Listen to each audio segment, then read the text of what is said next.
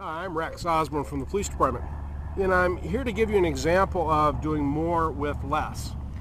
That field that you see there, that empty lot, that dirt area, well, that right there is the 2200 block of West Yosemite Avenue.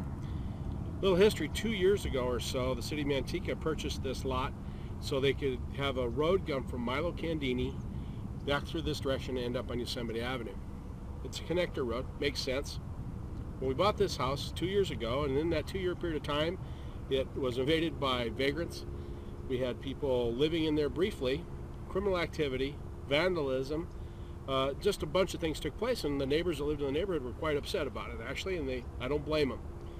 Well, we didn't know the city of Manteca owned this when it came to code enforcement, and I said, Greg, find out who owns that property and hold them accountable. Well, to our surprise, guess who it was? It was the city of Manteca. Well, we met with our planning director and we met with our redevelopment agency and found out that they had some plans to tear it down, but it was going to cost $70,000. I thought, wow, that's expensive. Well, it was a 40s era house. It had a slab floor, a septic tank, a cesspool, a recreational area like a tennis court in the back, and some outbuildings and some older trees.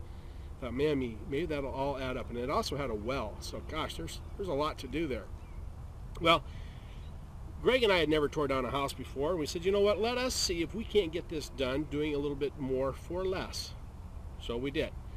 I had Greg check with Stockton and Modesto and a few of the other agencies around and says, how do we do this? And our in-house experts said, this is what you need to get done first. Well, using their examples and using the stuff that we were told, we were able to get contractors from areas to bid on it.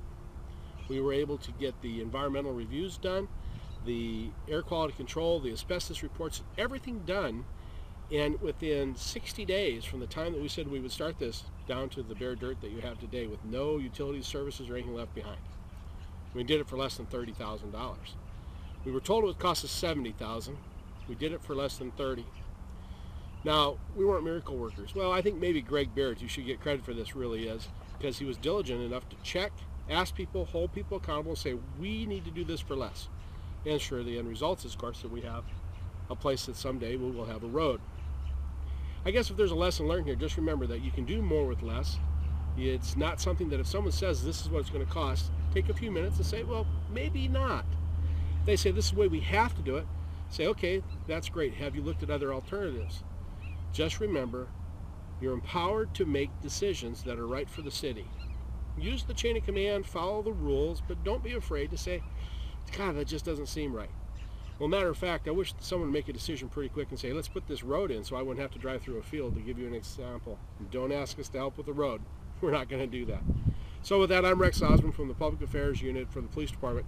I want to thank Greg Baird for doing such a great job on this from Code Enforcement, in addition to Scott Cunningham, who came in at the very last as the Code Enforcement Supervisor and helped tie it all together. With that, have a great day, and just remember, you can do more with less.